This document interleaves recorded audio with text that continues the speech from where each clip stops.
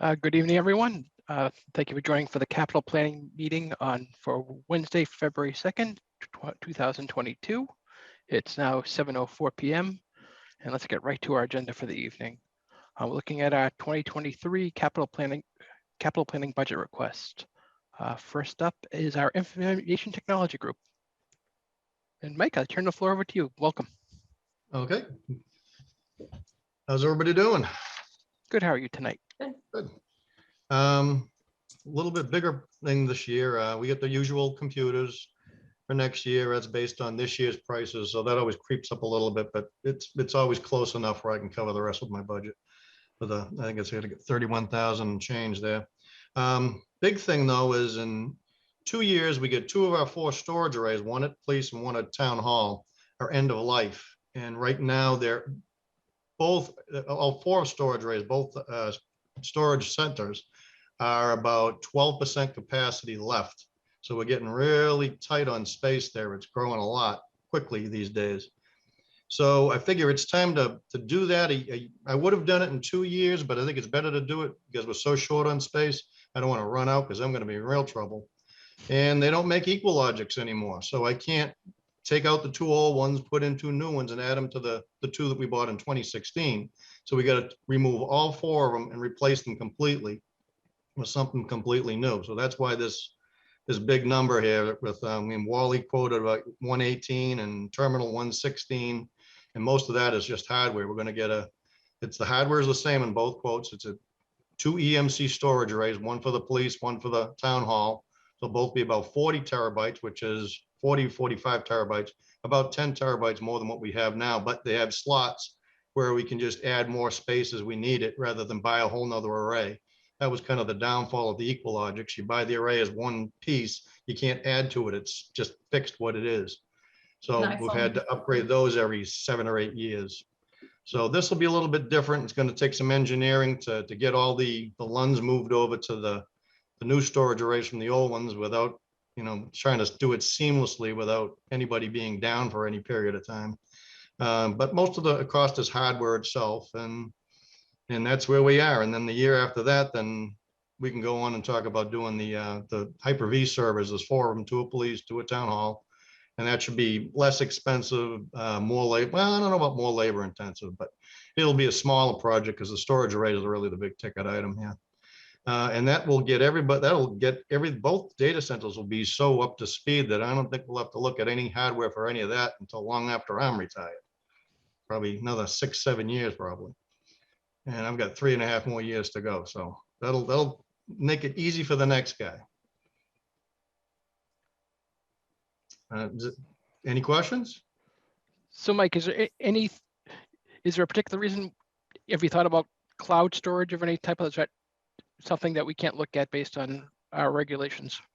I have asked about that, and the answer comes back is you don't want to know what the price is for that, number one. Number two, the latency for the data transfer, the amount of data that we've got. We're talking right now, we've got about 30 terabytes of data, and moving that around through the internet connections we have to everybody's computers, they recommended highly against even thinking about that. Okay, thank you. I mean, I could look further if you want, but it's going to be more expensive, and if the internet's down, then everybody's down. Understood. That's the biggest problem with it. And as far as the longevity of these new servers and the arrays, for the your 3 years and 3 years beyond that, Yep. the longevity of those looks like they will still make those in the future, etc. Yeah, EMC's been around for a long time. That's the hot one that everybody wants. Yep, I don't think we'll have any problem with those. And I mean, they should last 8 to 10 years anyway. Okay, beautiful. Great. Everything else is pretty standard based on our normal yearly piece. Yeah. Yes. Hey. This is like a big one that we got to do every 8 or 10 years. It's nature of the beast. Yep. Understood. Yeah, I don't have any further questions. Yeah.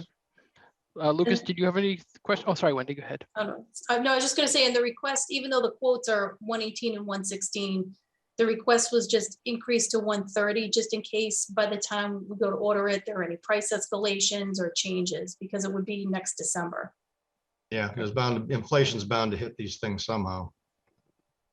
As well as timing of getting it based on chips, I'm Right. assuming. Right, yeah, that might be a problem too. No So, questions for me. It all seems to make sense.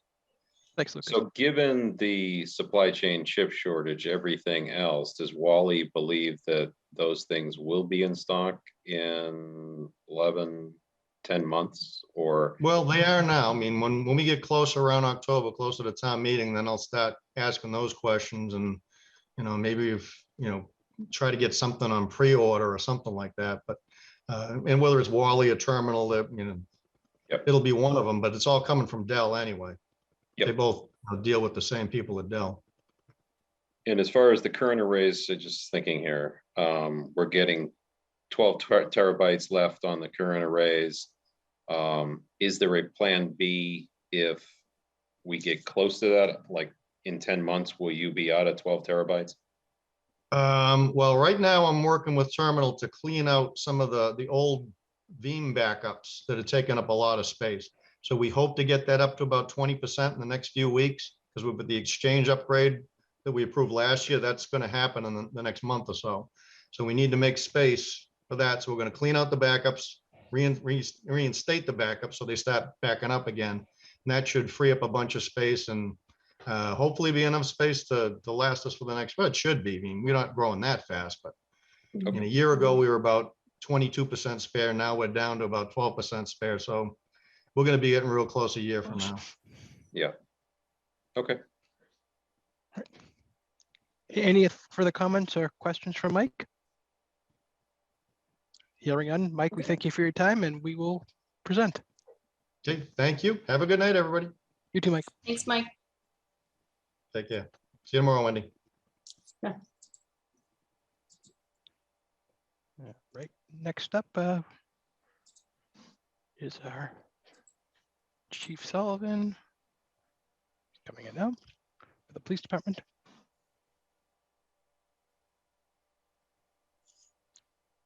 Good evening, everyone. Good evening, Chief. How are you tonight? I'm well. How are you?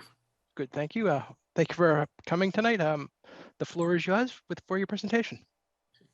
This year, I invited our Deputy Chief, Keith Boone, who, there he is. Sorry about that. Keith's our Deputy Chief. He's been Deputy Chief for close to 7 years. So I wanted to invite him in this year so that he could present to you some of our capital requests. Welcome, Keith. Hi, nice to meet everybody. Hi, Wendy. How you doing? Good. So just going through our request, the first item is for the 3 marked cruisers. That's standard, is what we're trying to do every year since Chief Sullivan's been the chief. We've been lucky enough to get 3 per year. So there's nothing really out of the ordinary with that. We're going to stick with the Dodge Durangos. They've turned to be out a really good car for us, and with the storm over the weekend, they were great. They hold up well. They're much better than the Chargers and the old Ford Explorers. So gas mileage is they're the same roughly.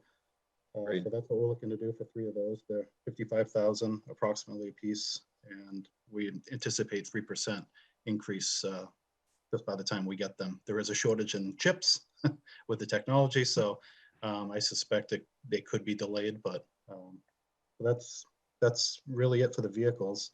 And just the additional 4,000 is for our MDTs to update the new mounts and the antennas and that thing. Sorry, question. How does the 4,000 break down between the vehicles? So what usually happens, this will be actually easier because they're doing 3 of the exact same cars instead of mixing and matching. I get a separate quote from Patrol PC, and they come out and outfit our cars with they'll remove the old computers from the current cars and reinstall them in the new cars we get, but we do have to buy new mounts. We can't reuse them. So that's just a little bit. I suspect 3% increase in that. Usually it's just about 1,200 per car. Okay. Yeah, and that's been pretty standard over the many years that I've been here. And Keith, those computers don't need to be replaced. They're still working properly.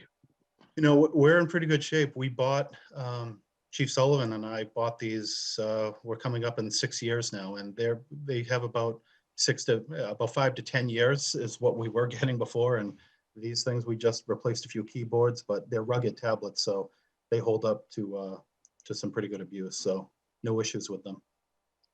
Thank you. They were very expensive, but we were fortunate to be able to use grant money about 5 years ago with the state 911 department. So it's really paid off. I'm Excellent. glad to hear. All right, I see another request for electronically controlled weapons. Tasers. Yeah. So we purchased, just a little bit of background, we purchased our tasers in the end of calendar year 2014. They arrived in the spring of 15, and we deployed them a little later on during the year. So they're coming up on, they're 7 years old now. They'll be coming up on 8 by the fall meeting. Shelf life on them can be anywhere from 5 to 10 years. We've been experiencing problems with them, whether it's batteries or software, problems with the firmware updates. Even though they were purchased, not that long ago, they're pretty outdated at this point. So we got a quote through Taser to stay with the same company, and they quoted us for the latest and greatest, so to speak. And they do provide a 5-year warranty. So if there's any issues with them, they take care of all the costs. So I don't know if you have any questions about those. So how many new tasers are you looking to get? So we'll have 38 officers. We're asking for 40. We always like to have 2 extra. One's bound to fail, 2 are bound to fail, so we can deploy them back on the road and not have anybody without one. So we always try to have a few extra. Understood. Any other questions from the board? No, request seems reasonable. All seems to make sense. I was very impressed with the cruisers driving around in the snowstorm. I plow for the DPW, so I was impressed to see all your sedans making it through the snow. So hats off to you guys. Thank you. Great job by everybody, for sure. I haven't seen a storm like that, and I can't remember the last time it was, we lucked out. Well, seeing no further questions, Chief Sullivan, Keith, any further comments or questions you want to provide to us? No, No, none. if there's any follow-up, if there's any other questions, I'll be happy to answer them. Nope, it's pretty straightforward. We appreciate your insight on this, and we'll prioritize and put this into our 2023 projections. Great. Thank Excellent. you all very much. Thank you for your time. Thank Have you a very good much. evening. Nice meeting everybody. Bye now. Thanks, everyone. Next up is the fire department.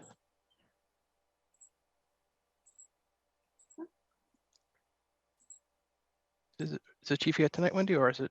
Yes. Okay. A There little he bit of a is.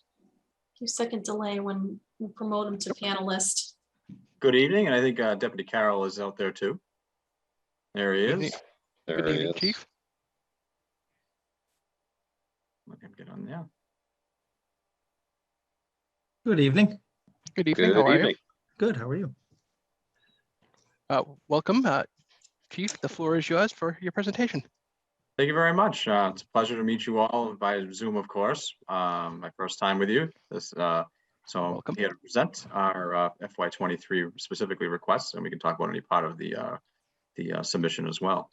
So our first item, priority 1, is a refresh of our turnout gear.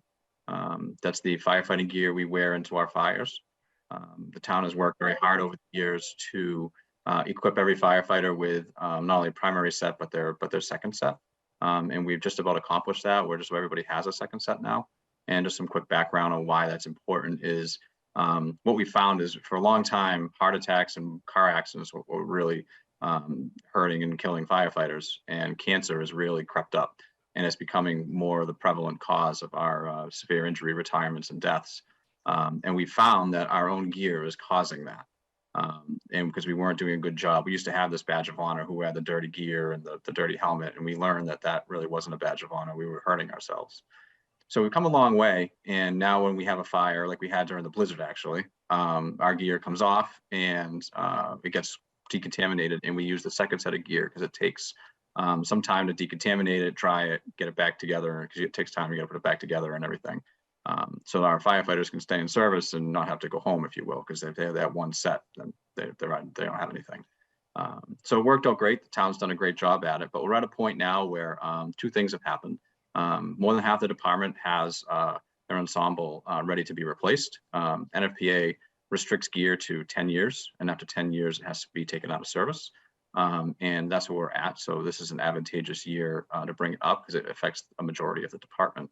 And the other aspect is that we had PFAS in our gear, and that's been a big thing in town. And the towns are very proactive, and I applaud, everything that's been done for capital and trying to solve that problem. And we're very fortunate that PFAS-free fire gear is now available to us. So we can kind of solve two problems at once. We can address that every firefighter will 100% have a second set of gear, and we'll have the PFAS-free gear. And the other thing that's important is that we have the gear in alignment. So when you have gear bought, a little here, a little there, and a little there, you have firefighters in different standards of safety gear. So the standards change over time. It becomes very difficult to track who's in which gear, what year it is, what safety standard it's under, cancer tracking, tracing, those things become difficult. So when you align the department with one set of gear all at the same time, it solves a lot of issues with that as well. So that's a very fortunate byproduct for us. My recommendation, this is something I've done in my past, and my recommendation to you is that much like we do with our apparatus, we try to rotate them from the busiest position to the least busy position to try to extend their life. And we want to get 10 years out of this gear. We don't want to prematurely have to take it out of service. So we would do 5 years on a replacement cycle for capital every 5. And it would be 5 years as their primary gear. They wear it every day. And then their backup gear for 5 years. So they only would have to use that when their first set's being decontaminated. And that way we can really extend the life of this gear and keep it good and not have to come back for extra gear in between the cycles. That's our ultimate goal, is to maximize the taxpayer dollars with that. So that's the real quick story on our fire gear, why it's important. Certainly entertain any questions about that topic if you have any. Nope, it makes perfect sense. Does the board have any questions they'd like to ask about the gear itself? Hearing none? Nope, that's perfectly clear. Yeah, very straightforward. Yeah, I read through the proposal. Sounds like a sound strategy, exactly like what you're doing with the vehicles. Primary, mid-use, secondary, right in line with what you're doing and other departments are doing. So I'm fine with it.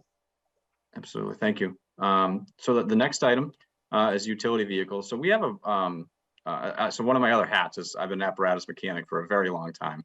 And so I know these vehicles inside and out. We've done a good job at rotating and trying to keep the apparatus in a good place.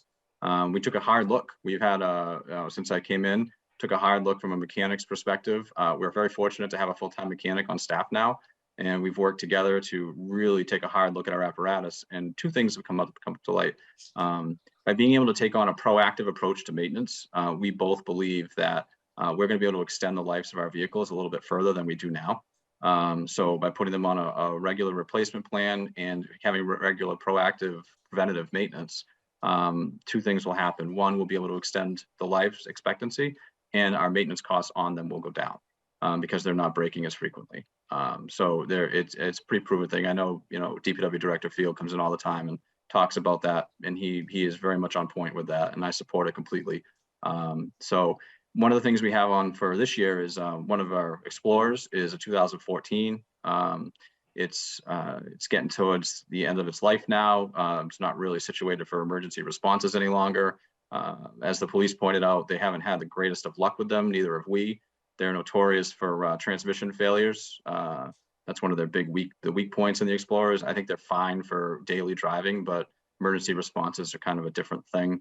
And they don't typically hold up as well, which is why a lot of people have migrated from them. They're not interceptors. There's a little bit of a difference between the interceptors and the regular Explorers. And so we have the regular Explorers predominantly.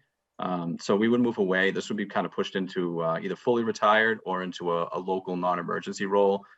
that we can have our staff take to a class academy, which we're required to do by contract to provide them some sort of transportation. And then we would go to a Durango, much like the police. I've had Durangos in the past, very happy with them. They've served us very well in my past life. I think they'll serve the fire department very well going forward. And we would rotate them down. So my vehicle has 46,000 miles on it now. By the time we get to, if this is approved in this current cycle, by the time it comes in, gets outfitted and put in service, my vehicle will probably have somewhere in the mid 60s. It's going to take some time with the shortages, which is actually a really good time to move to the second spot. It'll have enough life left on it to live in the second spot up until the 80,000 mile range. And then it will live its last 4 years in the 80,000 to 100,000 mile range. And we can get 12 years out of these mid-size SUVs and maintain some fuel economy in the process. My only hesitation is we put as priority 2, is that if we do delay it, that'll put this vehicle I'm in at probably 80,000 miles before another cycle comes around, which will put it kind of in the same spot as the Explorer is now. Its life expectancy would drop to 8 years. So that's just one negative to it. So I really would like to extend it.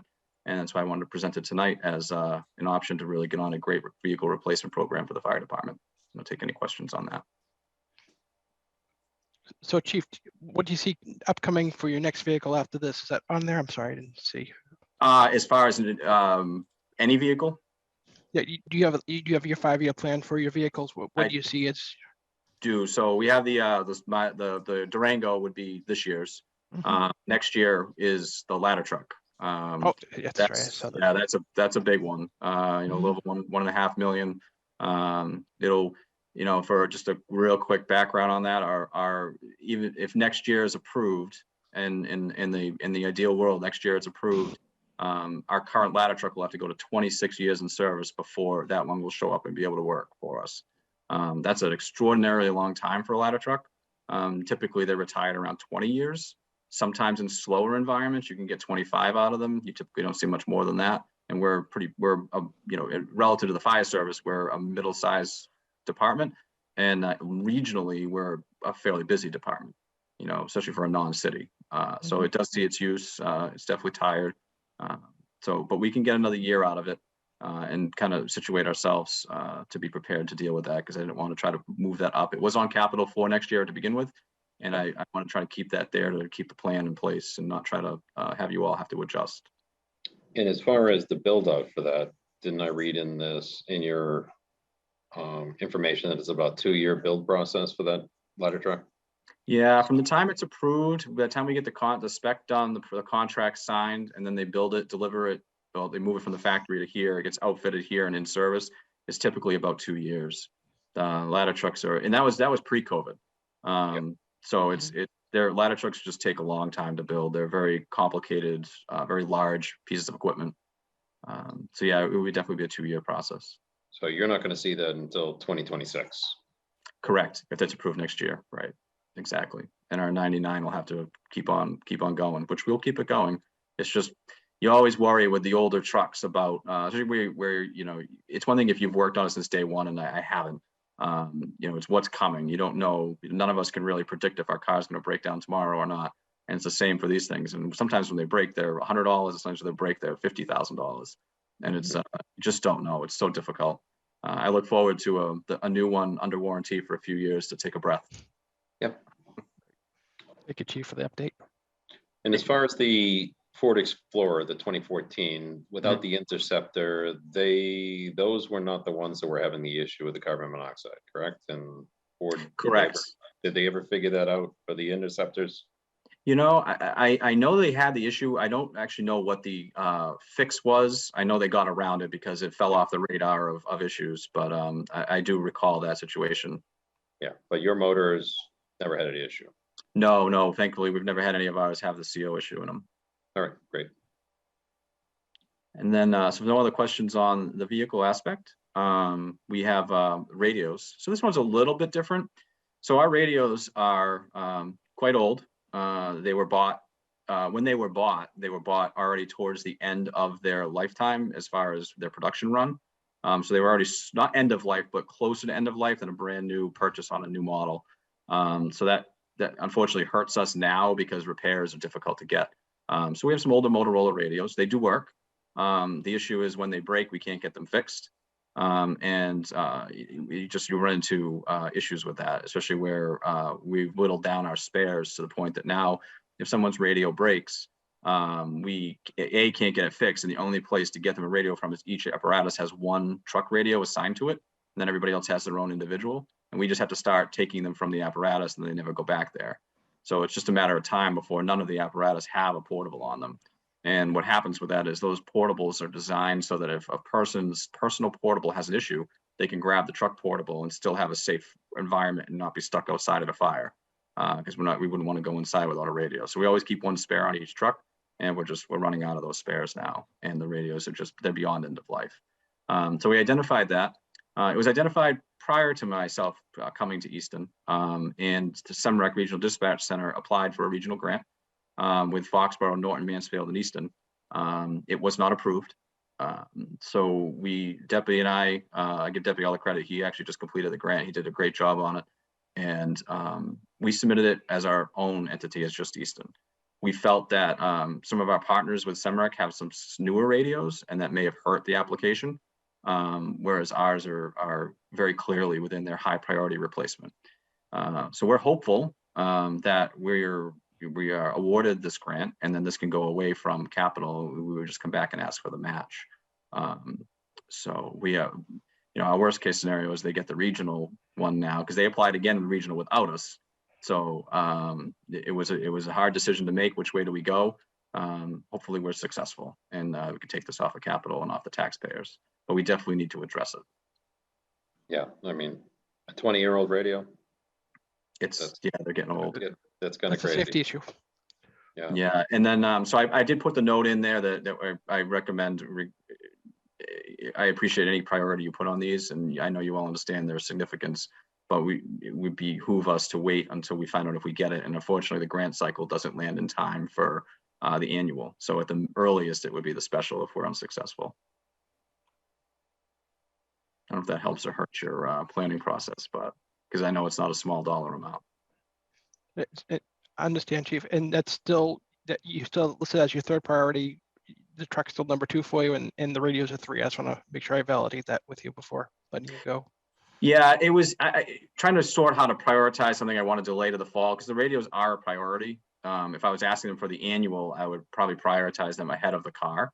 But where it's going, I don't want to consider it until the fall. My recommendation for that, the car would be an annual request if that could be fit into the purchasing program.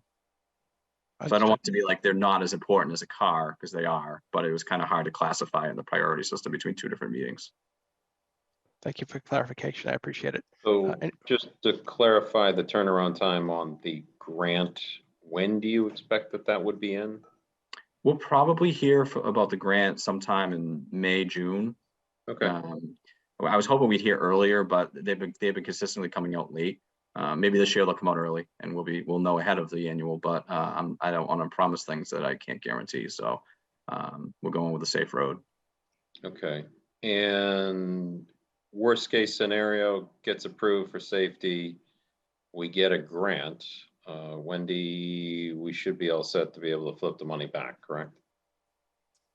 Yeah, as long as we don't buy them before we know about the grant. But I mean, obviously, if we were going to hear about that in June, it would be before July 1st, because anything from the capital budget, you can't purchase before July 1st anyway. So, Yeah. So yeah, I mean, that would certainly be an option where we could fund it, or we could fund it, with a borrowing authorization, so that we didn't tie up available funds. And then if we got the grant, then we would just use the grant, and we would not borrow the money for the balance, and we just rescind the balance that we didn't use. Great. Thank you for the update, Wendy. Perfect. And that is all I have for FY23. And if there's any questions about the rest of the 5-year, I'd be happy to answer them as well. I think, Questions here? thank you, Lucas. I think we're all set right now. We look forward to hearing more about your 5-year plan in upcoming meetings.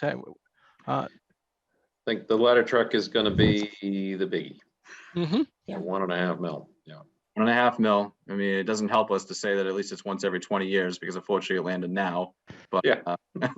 I'll be retired before the next one comes out, I think. So, but we do have to address it now, unfortunately. But thank you. Now, How are you doing on emission stuff with the newer apparatus? Is that affecting performance at all? I know the ambulances are emissions, obviously going from a 99 to a 2026 or a 2024. You're going to get into an emission system on that new ladder truck. How's it hold up for your service? Yeah, so the mechanic in me doesn't like the emission systems, but the environmentalist side of me likes the nice clean exhaust, and the pipe stays clean. There's clean exhaust, relatively speaking, coming out. Absolutely, yeah. So trade-offs. The issue with those, for those any background on it, these systems clean the diesel exhaust, so it's much cleaner coming out of the tailpipe, but they don't like to idle, and we do a lot of idling, and they get plugged up when they idle, and that's one of the problems we have with them. Like the military is exempt because they do a lot of idling, but they had an exemption when this was put into place. The original systems in 2008 were an absolute nightmare, but the systems now are better. So we've had pretty good luck, and we've learned how to use them as well. We learned not to let the trucks idle. We high idle the trucks. We try to keep them from getting plugged up, and we have pretty good success with them now that we've learned to adapt to them. So I'm confident we'll be all right with it. I wish they weren't there. Part of me does, but I understand why. Yeah, I love hate it too. I have a 19 Western Star tractor, and it's an emissions truck, and it works, but it's so clean. You're not chugging smoke everywhere.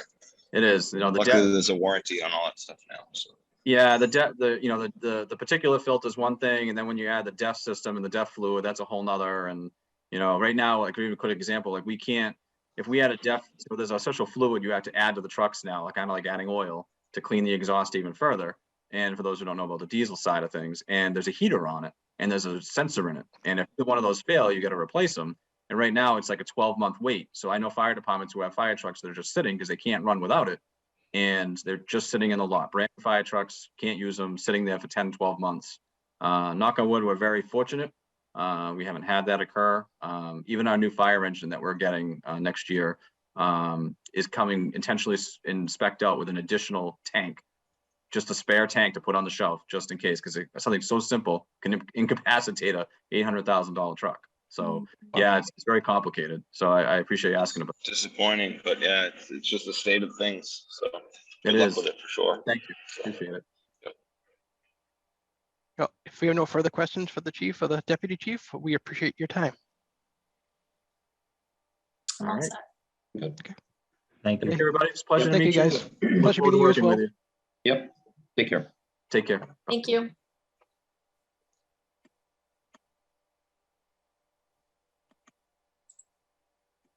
All right.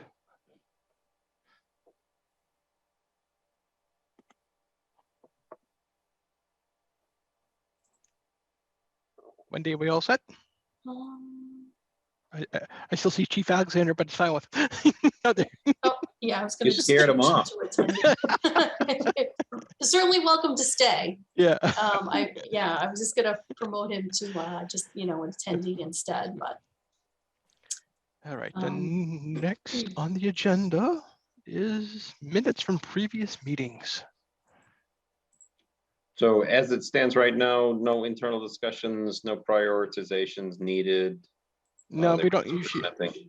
We don't do that until we get all the department reports in. Okay. Yes. Great. Yes. So right now, there are basically like 3 departments left. You've got DPW, which also includes water, school department, and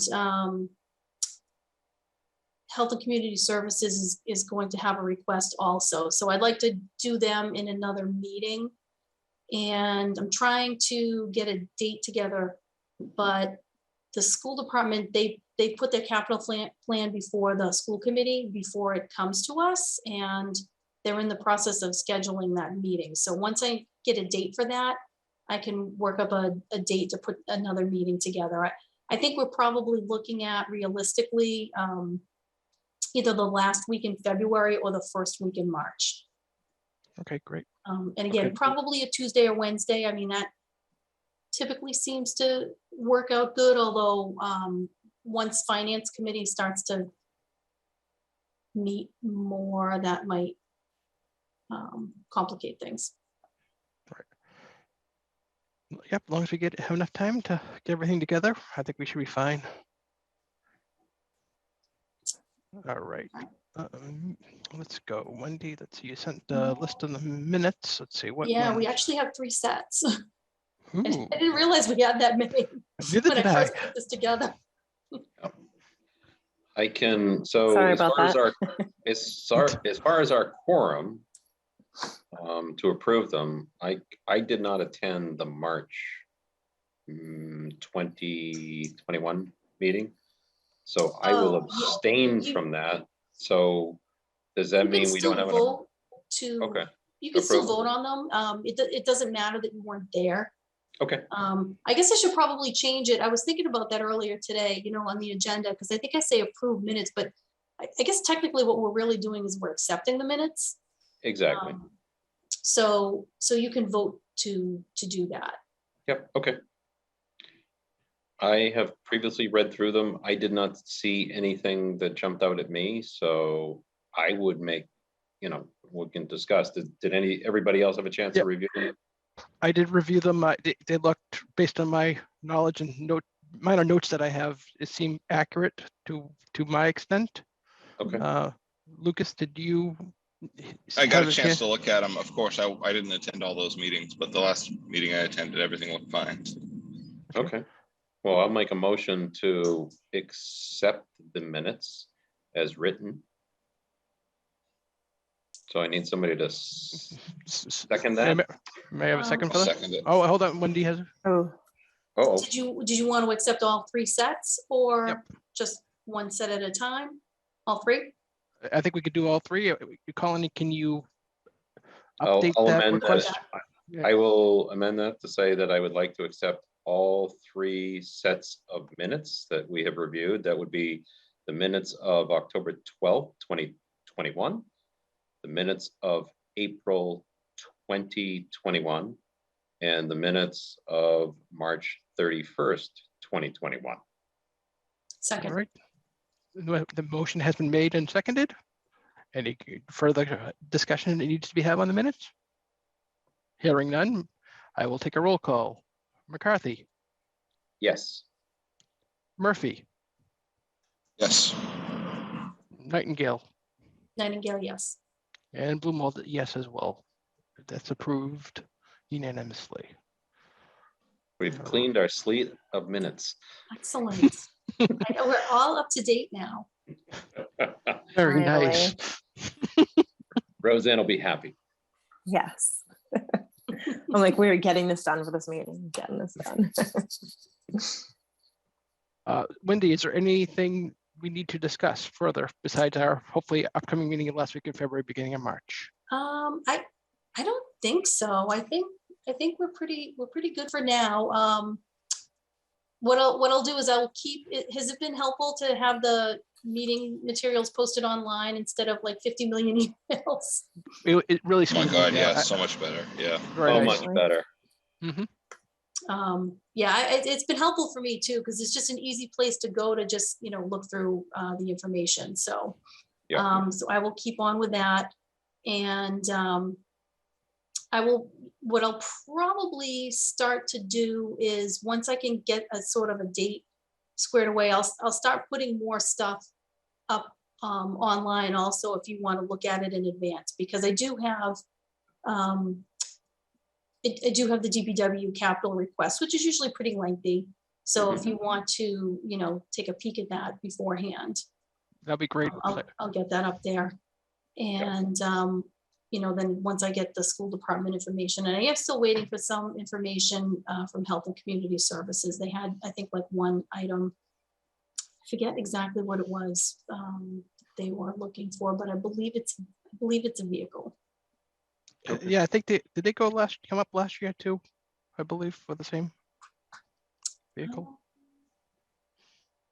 I don't think so. Oh, no, I don't know. They're looking for a replacement car.